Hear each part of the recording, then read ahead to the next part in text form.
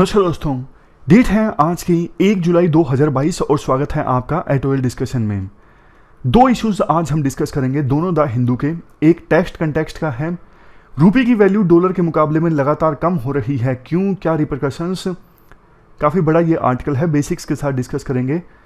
ये दूसरे नंबर पे है। पहले नंबर पे जो आर्टिकल है वो मिसलीडिंग एडवर्टाइजमेंट्स से संबंधित हैं। तो इसमें नए नए टर्म्स आपको जानने को मिलेंगी, जैसे सरोगेट एडवर्टाइजमेंट, बेट एडवर्टाइजमेंट, कैसे जो एडवर्टाइजर है वो कंज्यूमर्स को फंसाते हैं और क्या गाइडलाइंस अभी जारी हुई हैं। ये क्वेश्चन आपको अटेम्प्ट करना है। Explain the reasons behind recently witnessed रूपी स्लाइड। रुपये की वैल्यू जो डॉलर के मुकाबले में कम हुई है ना, इसके पीछे क्या रीजंस रिस्पॉन्सिबल हैं और आरबीआई के पास क्या ऑप्शंस अवेलेबल हैं रुपये की वैल्यू को स्टेबलाइज करने के लिए। डिस्कस आपको करना है 250 वर्ड्स में। इससे पहले कि आज की डिस्कशन हम स्टार्ट करें, एथिक्स का एग्जाम्पल टीएन सेशन के बारे में है। इनका इस्तेमाल आप कर सकते हो। देखो, बहुत ही ज़्यादा ज़बरदस्त ये ब्यूरोक्रेट थे। ये 90s में ना 1990 से लेकर 1996 के बीच में चीफ इलेक्शन कमिश्नर बने और उस दौरान इन्होंने काम जो किया ना, इलेक्शन कमीशन को इतना मजबूत बनाया। इनके बारे में कहा जाता है कि इलेक्शन कमीशन को आपको एनालाइज करना हो ना आज के समय में, तो आप ऐसे एनालाइज करोगे, election commission before T N Seshan और election commission after T N Seshan. मतलब इनसे पहले तो ना इलेक्शन कमीशन को कोई ज्यादा सीरियस लेता ही नहीं था, लेकिन इन्होंने ना वास्तव में इलेक्शन कमीशन की पावर्स को असर्ट किया। जैसे मॉडल कोड ऑफ कंडक्ट है, उसको तो पहले बस एक मोरल डॉक्यूमेंट माना जाता था कि मान लिया तो मान लिया, नहीं माना तो नहीं माना। लेकिन ना इन्होंने मॉरल कोड ऑफ कंडक्ट को स्ट्रिक्टली इन्फोर्स करवाया। स्ट्रिक्टली मतलब ज्यादा ही स्ट्रिक्टली, थोड़ा सा भी डेविएशन ये बिल्कुल बर्दाश्त नहीं करते थे। पॉलिटिशियंस इनसे बहुत नफरत करते थे। मतलब अब देखो, पॉलिटिशियंस को रोकोगे आप कि वोटर्स को इन्फ्लुएंस नहीं कर सकते, आप धर्म के नाम पे वोट नहीं मांग सकते, तो जाहिर तौर पर पॉलिटिशियंस इनसे चिढ़ेंगे ना। तो एक बार तो इन्होंने ना, उस समय यूनियन मिनिस्टर थे सीताराम केसरी और कल्पनाथ राय, ये वोटर्स को इन्फ्लुएंस करने की कोशिश कर रहे थे, उनको भी धमका दिया था यूनियन मिनिस्टर्स को। तो उस समय प्राइम मिनिस्टर थे पीवी नरसिम्हा राव, इन्होंने एश्योरेंस दिया था टीएन सेशन को कि दोबारा नहीं होगा, आप चिंता मत कीजिए। और इनकी बढ़ती पावर्स को, मतलब जैसे इन्होंने इलेक्शन कमीशन को मजबूत बनाया ना, पॉलिटिशियन इतना डर गए थे कि पहले ना इलेक्शन कमीशन में एक सदस्य हुआ करता था, लेकिन इनकी पावर्स को रोकने के लिए ना 2 और इलेक्शन कमिश्नर नियुक्त कर दिए गए। यानी इलेक्शन कमीशन में पहले एक इलेक्शन कमिश्नर हुआ करता था, तो इलेक्शन कमीशन का दायरा इंक्रीज कर दिया कि अब इलेक्शन कमीशन में 3 इलेक्शन कमिश्नर होंगे एक के बजाय, ताकि इनके विंग्स को, इनके पावर को कतरा जा सके। इन्होंने पहले देखो, बूथ कैप्चरिंग बहुत हुआ करती थी। आप पुरानी फिल्में देखते हो ना, कैसे जो विलेन होता है वो बूथ को कैप्चर कर लेता है। लेकिन आप बताइए, आज के समय में बूथ को कैप्चर करना पॉसिबल है? मतलब बहुत ज्यादा मुश्किल है आज के समय में। सीआरपीएफ यानी पैरामिलिट्री फोर्सेस का इस्तेमाल होता है, जिनकी लोकल कोई जानकारी नहीं होती। देखो, अगर पुलिस की ड्यूटी होगी लोकल बूथ पे, तो पुलिस को तो डर लगता है कि ये लोकल पॉलिटिशियन है, जीत गए तो कल को हमारी ट्रांसफर करवा देंगे। वो डरते हैं, वो सही इलेक्शन नहीं करवा सकते। लेकिन इनके समय में ना पैरामिलिट्री फोर्सेस का बहुत अच्छे से इस्तेमाल होने लगा फेयर एंड ट्रांसपेरेंट मैनर में इलेक्शन कंडक्ट करवाने के लिए। क्योंकि देखो, पैरामिलिट्री फोर्सेस वाले लोग, जैसे सीआरपीएफ के लोग, तो बाहर के होते हैं, उनको लोकल पॉलिटिशियंस का कुछ नहीं पता होता। उनको जितना बता दो कि आपको किसी लोकल पॉलिटिशियन को अंदर नहीं आने देना है, तो बस वो बाहर निकाल देते हैं। लोकल पुलिस वाले डरते हैं। तो ये तो मैंने आपको छोटे छोटे एग्जाम्पल्स दिए। इन्होंने एक बार ना बोला था कि आई ईट पॉलिटिशियंस फॉर ब्रेकफास्ट। मतलब ऐसी लाइन इन्होंने बोली थी कि मैं ब्रेकफास्ट में पॉलिटिशियंस को खाता हूं। मिडिल क्लास के बहुत जबरदस्त हीरो थे टीएन सेशन, क्योंकि करप्शन के खिलाफ इन्होंने जो लड़ाई लड़ी थी, मिडिल क्लास बहुत ज़्यादा हाईली इंस्पायर्ड थी इनसे। और इनको बाद में रमन मैग्सेसे अवार्ड भी मिला था पब्लिक सर्विस के लिए। तो इनका एग्जाम्पल आप दे सकते हो। अब चलिए डिस्कशन स्टार्ट करते हैं। फर्स्ट इंपॉर्टेंट आर्टिकल एडवर्टाइजमेंट संबंधित गाइडलाइंस के बारे में है। आप जीएस पेपर सेकंड के इस टॉपिक से आर्टिकल को रिलेट कर सकते हो। क्या कंटेक्स्ट है? देखो, सेंट्रल कंज्यूमर प्रोटेक्शन अथॉरिटी, जो कि डिपार्टमेंट ऑफ कंज्यूमर अफेयर्स के अंतर्गत आती है, इस अथॉरिटी ने ना एडवर्टाइजमेंट संबंधित नई गाइडलाइंस जारी की है, जिनका नाम है guidelines for prevention of misleading advertisement and endorsement for misleading advertisement 2022। काफ़ी अच्छी गाइडलाइंस हैं। एक एक करके पहले हम इनको डिस्कस करते हैं, उसके बाद एनालाइज करेंगे। सबसे पहला पॉइंट इन गाइडलाइंस में, देखो वो एडवर्टाइजमेंट्स जिनका टारगेट बच्चे हैं, हालांकि कानून ये कहता है ये प्रोडक्ट्स डायरेक्टली बच्चों के द्वारा नहीं खरीदे जा सकते, उनके पेरेंट्स के द्वारा खरीदे जा सकते हैं, या फिर कानून ये कहता है हेल्थ वार्निंग जरूरी है इन प्रोडक्ट्स को बच्चों के लिए बेचने से पहले। तो ऐसी एडवर्टाइजमेंट्स में स्पोर्ट्स से संबंधित, म्यूजिक से संबंधित या फिर सिनेमा से संबंधित पर्सनैलिटी का इस्तेमाल नहीं किया जा सकता। मैं फिर से बोलता हूं, बहुत सारी ऐसी एडवर्टाइजमेंट्स होती हैं जो बच्चों को टारगेट करने वाली होती हैं, लेकिन कानून ये कहता है बच्चे डायरेक्टली उन प्रोडक्ट्स को नहीं परचेज कर सकते, या फिर हेल्थ वार्निंग जरूरी है इन प्रोडक्ट्स को बेचते समय। तो देखो ऐसे प्रोडक्ट्स की एडवर्टाइजमेंट्स में सिनेमा, म्यूजिक या फिर स्पोर्ट्स, इन फील्ड्स के जो सेलिब्रिटीज़ हैं ना, पर्सनैलिटीज़ हैं, उनका इस्तेमाल नहीं किया जा सकता। दूसरा पॉइंट, सरोगेट एडवर्टाइजमेंट पर रोक लगाती हैं ये गाइडलाइंस। सरोगेट एडवर्टाइजमेंट मतलब ये सारी एडवर्टाइजमेंट्स आपने देखी होंगी, मैन विल बी मैन। बताइए किस चीज़ की ये एडवर्टाइजमेंट है? इतनी सारी आपने man will be man advertisements देखी होंगी, कभी आपने नोटिस किया किस चीज़ की ये एडवर्टाइजमेंट है? देखो म्यूजिक सीरीज, एक्चुअल में ना डायरेक्टली लीकर की एडवर्टाइजमेंट नहीं कर सकते लीकर मैन्युफैक्चरर, शराब की एडवर्टाइजमेंट नहीं हो सकती। तो इंपीरियल ब्लू वाले ना बहुत चालाक हैं, ये म्यूजिक सीरीज की एडवर्टाइजमेंट कर रहे हैं, जबकि इनकी म्यूजिक सीरीज की कोई वैल्यू थी नहीं उस समय जब एडवर्टाइजमेंट आया करती थी। वो इनडायरेक्टली अपने लीकर की ही एडवर्टाइजमेंट कर रहे थे। तो इस चीज को कहा जाता है सरोगेट एडवर्टाइजमेंट। ये अलाउड नहीं है नई गाइडलाइंस में। उसके बाद नेक्स्ट है फ्री क्लेम एडवर्टाइजमेंट। बहुत बार देखो जो सेलर होते हैं ना, बड़े बड़े दावे करते हैं ये पूरी तरह से फ्री है, जैसे खास करके क्रेडिट कार्ड वाले, HDFC बैंक वाले बोलेंगे ये क्रेडिट कार्ड जो है वो लाइफ टाइम पूरी तरह से फ्री है, लेकिन अंदर आप ओपन करोगे तो पैसे मांगना स्टार्ट हो जाएंगे, बोलेंगे कि अभी तो आपको पैसे देने पड़ेंगे लेकिन एक साल में आप 5 लाख से ज़्यादा खर्च करोगे ना तब फ्री है ये। इस प्रकार की कंडीशन लगा देते हैं जो बहुत ज़्यादा डिफिकल्ट होती हैं, लेकिन फ्री फ्री बोल के आपको खींच तो लिया ना, ले तो वो आए अपनी वेबसाइट पर, आप ट्रांजैक्शन करने ही वाले थे फ्री के नाम पे, फाइनली इन्होंने बता दिया कि अभी फ्री नहीं है, कंडीशंस अप्लाइड हैं। तो ये फ्री क्लेम एडवर्टाइजमेंट्स उसी के द्वारा की जा सकती हैं जो चीज़ वास्तव में फ्री हो। नेक्स्ट, बेट एडवर्टाइजमेंट। बेट एडवर्टाइजमेंट समझते हो? बहुत बार ना जैसे आपने ऐड देखी, एप्पल का मोबाइल कितने में, 5,000 रुपये में 60% डिस्काउंट। आप सोचते हो अरे भैया इतना सस्ता कैसे, आप क्लिक कर देते हो उस एडवर्टाइजमेंट पे, लेकिन ना जब आप क्लिक करोगे ना तो वहां पे मिलेगा कि अभी अनअवेलेबल, सोल्ड आउट, खत्म हो गए हैं, हम बेच रहे थे 5,000 में लेकिन अभी खत्म हो गए हैं। एक्चुअली वो बेट था, जो एडवर्टाइजमेंट थी ना कि 60% डिस्काउंट और एप्पल का फोन सिर्फ 5,000 में, वो एक बेट था, चारा था आपको लाने के लिए उस वेबसाइट पर। अब आप आ गए हो तो कुछ प्रोडक्ट्स आप और भी देखोगे, कुछ ना कुछ तो हो सकता है लेके चले जाओ। अब आए किसके चक्कर में थे आप? एप्पल का फोन 5,000 रुपए के चक्कर में आए थे, लेकिन प्रोडक्ट आपने कुछ और परचेज कर लिया एक बार वेबसाइट पर पहुंच गए, तो इसको बोलते हैं बेट एडवर्टाइजमेंट, इस पर भी बैन है। नेक्स्ट पॉइंट है बार्स डिसेप्टिव एडवर्टाइजमेंट। अब कुछ देखो एडवर्टाइजमेंट ऐसी होती है जिसमें जरूरी इंफॉर्मेशन छुपा ली जाती है, आधा सच दिखाया जाता है। फॉर एग्जाम्पल आपको ना एक जहाज की कहानी सुनाता हूं, इंटरेस्टिंग है, सिर्फ 1 मिनट की है, ध्यान से सुनिएगा। देखो एक बार ना एक जहाज यात्रा पर था और ना उस पर वैसे तो काफी सेलर्स सवार थे, ए और बी दोनों के बीच में आपस में कंपटीशन रहता था। खास करके जो बी है ना वो काफी जेलस था ए से। एक दिन ना ए ने एक गलती कर दी, शराब पी ली। अब ना इन सभी सेलर्स को ना डायरी में रिपोर्ट लिखनी पड़ती थी कि जहाज में आज क्या क्या हुआ। तो जब ए ने शाम को काफी शराब पीना तो बी ने रिपोर्ट में लिख दिया डायरी में, आज ए ने खूब शराब पी।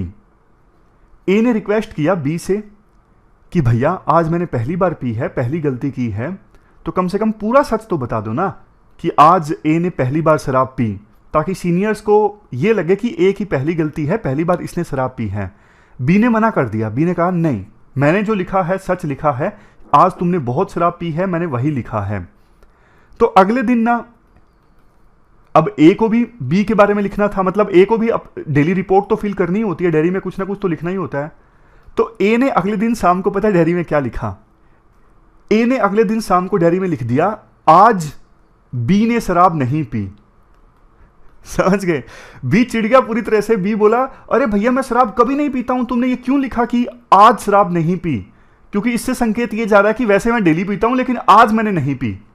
तो ए बोला, यार जैसे कल तुमने आधा सच बताया था, पहली बार पीने के बावजूद तुमने ये लिखा आज मैंने खूब पी, उसी प्रकार से मैंने भी सच बोला है, बेशक आधा सच बोला हो लेकिन सच तो है ये, आज तुमने नहीं पी। मैं क्यों बताऊं पहले तुमने कभी पी है कि नहीं पी है? तो ये आधा सच जो होता है ना, उसका इस्तेमाल किया जाता है एडवर्टाइजमेंट्स के लिए। जो बातें जैसे साइड इफेक्ट्स हैं, साइड इफेक्ट छुपा लिए जाएंगे, तो ऐसी एडवर्टाइजमेंट्स पर भी रोक लगाती हैं ये गाइडलाइंस। नेक्स्ट देखो, जो एडवर्टाइजमेंट्स इंडियन सिटीजन्स के लिए बैन है ना, मतलब इंडियन सिटीजन्स जो एडवर्टाइजमेंट इंडिया में नहीं कर सकते, वो विदेश में रहने वाले इंडियन सिटीजन्स भी नहीं कर सकते। ऐसा नहीं कि विदेश में चले गए हो तो वहां पे जाके उन एडवर्टाइजमेंट्स को किया जा सकता है, नहीं। इसके अलावा देखो कुछ डिस्क्लेमर संबंधित गाइडलाइंस भी हैं।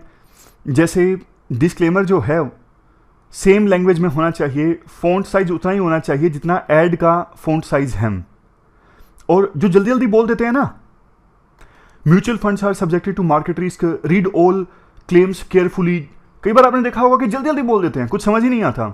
तो इतना जल्दी जल्दी नहीं बोल सकते, क्लियर बोलना है एडवर्टाइजमेंट वालों को, ताकि समझ में आए कम से कम कंज्यूमर्स को। और जो ओनर और प्रमोटर है ना कंपनी में, उनको भी अपनी स्टेक्स डिस्क्लोज करने होंगे कि मेरी हिस्सेदारी इस कंपनी में इतनी है।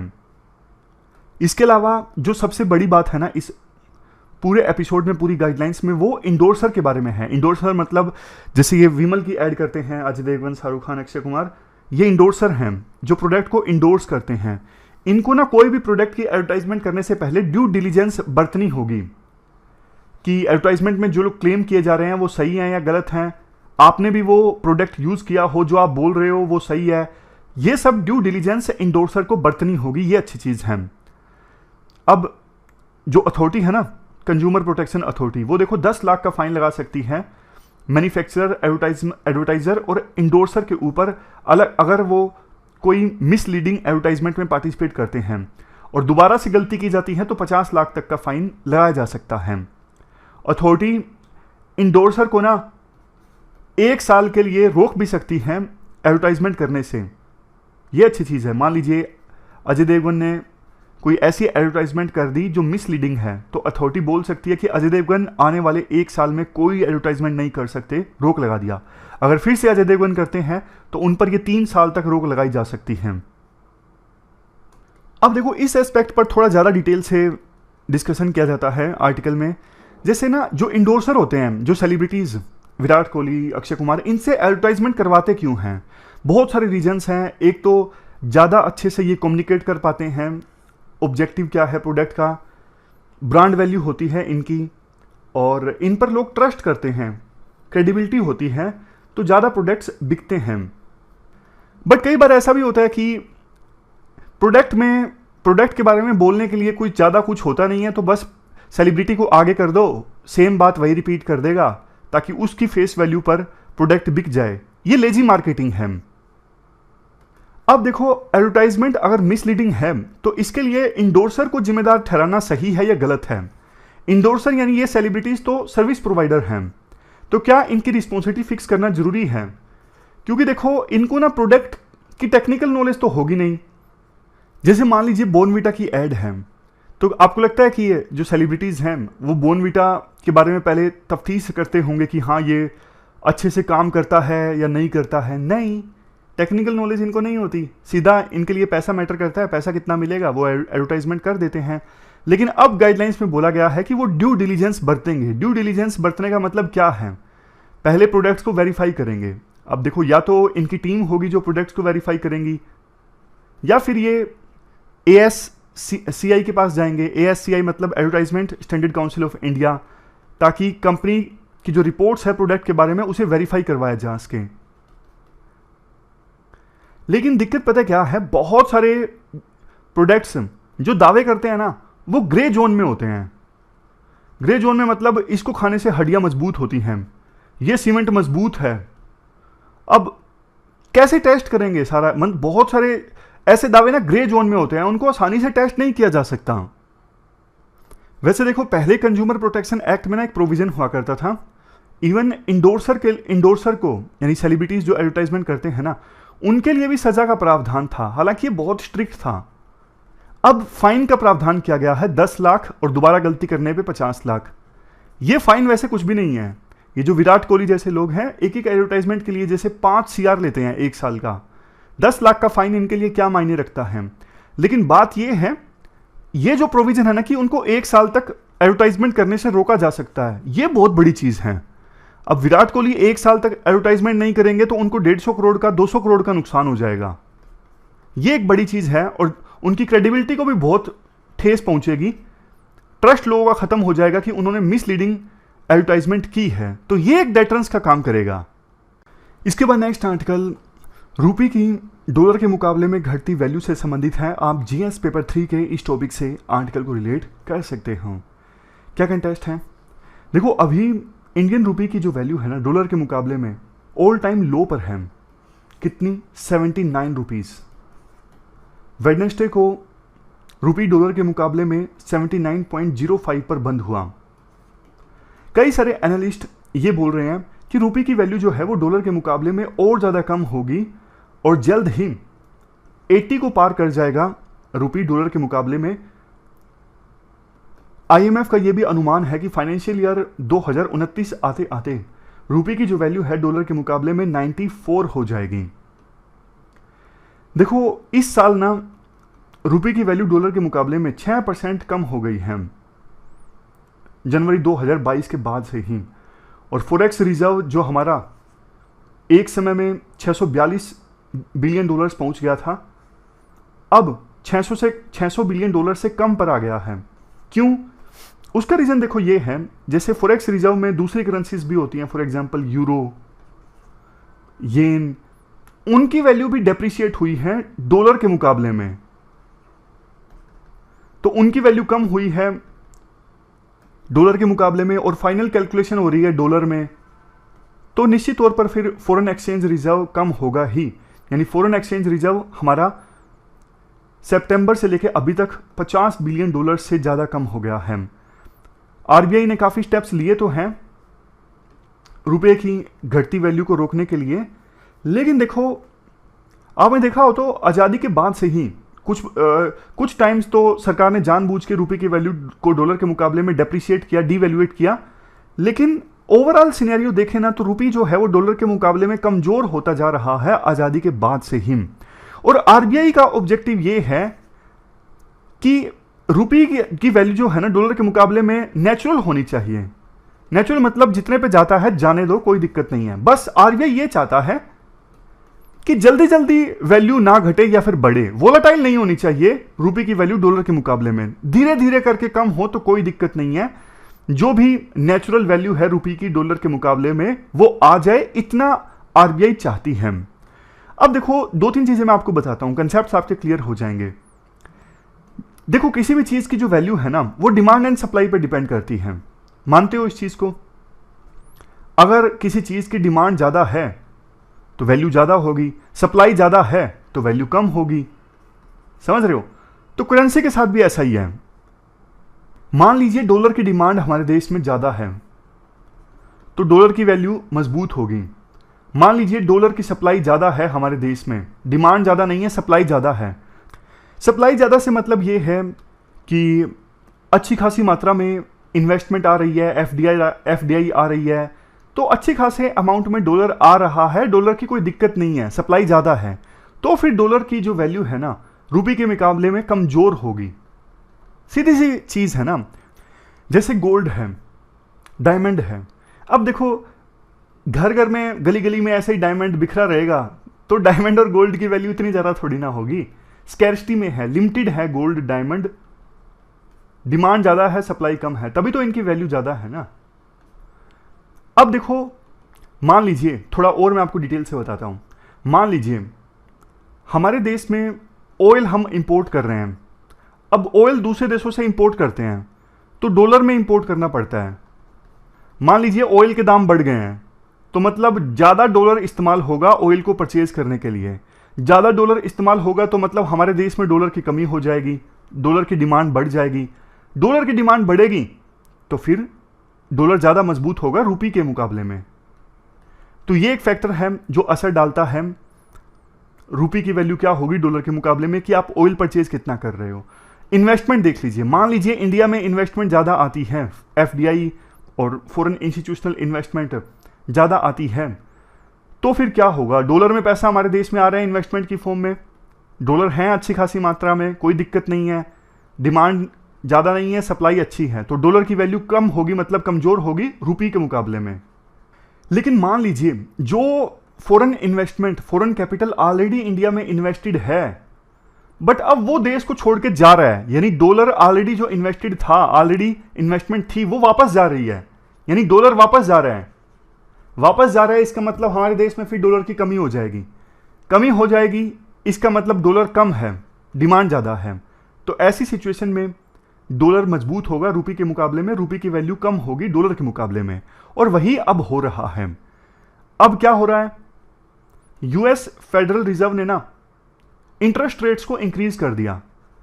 अब देखो, फॉरेन इन्वेस्टमेंट यूएस की जो इंडिया में थी, उनको लग रहा था कि इंडिया से ज्यादा रिटर्न्स मिल जाएंगे, बट अब चूंकि यूएस के फेडरल रिजर्व ने इंटरेस्ट रेट्स को इंक्रीज कर दिया, यानी वहां पे अब लोन देके भी अच्छा खासा पैसा कमाया जा सकता है। तो जो फॉरेन इन्वेस्टमेंट इंडिया में थी वो वापस चली गई यूएस में, क्योंकि उन्हें लगा इंटरेस्ट रेट वहां पे बढ़ गई हैं, तो वहां पे भी लैंडिंग से अच्छे रिटर्न्स कमाए जा सकते हैं, तो इंडिया छोड़ो, हम वापस अपने देश में ही चलते हैं।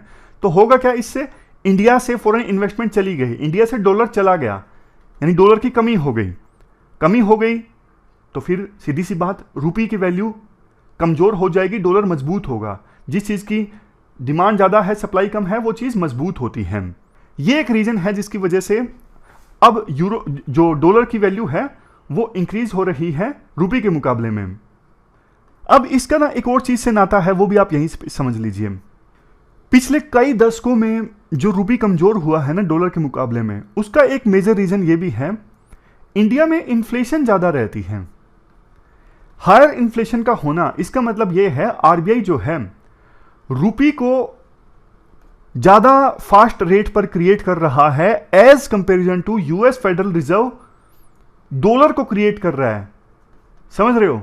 मतलब आरबीआई ज़्यादा फास्ट तरीके से रुपये को क्रिएट कर रहा है, कंपैरिजन अगर हम करें कि यूएस फेडरल रिजर्व कितनी रेट से कितना फास्ट डॉलर को क्रिएट कर रहा है।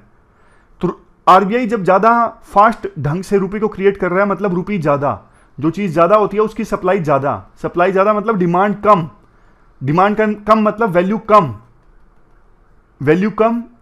यही तो हम डिस्कस कर रहे हैं कि रुपये की वैल्यू क्यों कम है डॉलर के मुकाबले में। इसके बाद जाते जाते दो तीन और भी पॉइंट्स राइटर के द्वारा बताए जाते हैं। जैसे 2013 में ना रुपये एकदम से 15% गिर गया था डॉलर के मुकाबले में 3 महीनों के अंदर अंदर, क्योंकि यूएस के जो इन्वेस्टर्स थे ना, वो अपना कैपिटल वापस ले गए थे यूएस में, क्योंकि यूएस के फेडरल रिजर्व ने ये अनाउंस किया था कि वो अपने बॉन्ड परचेज प्रोग्राम को छोटा करेंगे। इससे होता क्या? छोटा करते तो वहाँ पे इंटरेस्ट रेट्स हाई होती, इंटरेस्ट रेट्स हाई होती तो इसका मतलब इन्वेस्टर्स को वहीं पे अच्छे रिटर्न मिल जाते, तो फिर इंडिया में इन्वेस्ट करके वो क्या करेंगे? तो वो अपनी कैपिटल वापस ले गए। कैपिटल वापस ले गए मतलब डॉलर वापस ले गए, वापस ले गए मतलब वही सेम चीज़ जो बार बार रिपीट कर रहा हूँ, डॉलर कम, डिमांड ज़्यादा, डॉलर मजबूत होगा रुपये के मुकाबले में। रुपये गिर गया 15% 3 महीनों के अंदर अंदर। अब करंट अकाउंट डेफिसिट का कंसेप्ट भी आपने इकोनॉमिक्स में पढ़ा होगा, नहीं पढ़ा होगा तो सिंपल भाषा में बोलूँ, जितनी वैल्यू का हम इंपोर्ट करते हैं उसका डिफरेंस जितनी वैल्यू का हम एक्सपोर्ट करते हैं। ये करंट अकाउंट के कंपोनेंट्स हैं, विजिबल कंपोनेंट्स और इनविजिबल कंपोनेंट्स। विजिबल कंपोनेंट्स मतलब गुड्स, कोई सामान हमने इंपोर्ट किया, एक्सपोर्ट किया, वो तो दिखता है ना। इनविजिबल कंपोनेंट्स जैसे रेमिटेंस भेजी, कोई इंडिया से गया है गल्फ में काम करने के लिए, उसने वापस रेमिटेंस भेजी, डोनेशन भेजा या फिर गिफ्ट दिया अपने परिवार वालों को, या फिर सर्विसेज प्रोवाइड करते हैं हम दूसरे देशों में, तो ये है इनविजिबल कंपोनेंट। तो ओवरऑल जो हमारा करंट अकाउंट है ना वो डेफिसिट में रहता है, यानी हम एक्सपोर्ट कम करते हैं, इंपोर्ट ज़्यादा करते हैं। जैसे तेल है, इतना सारा तो हम तेल ही इंपोर्ट कर लेते हैं। रेमिटेंस माना अच्छी खासी मात्रा में आता है, लेकिन तेल इतना ज़्यादा इंपोर्ट करते हैं ना, उससे सारा चीज़ें खराब हो जाती हैं। ओवरऑल हमारा करंट अकाउंट डेफिसिट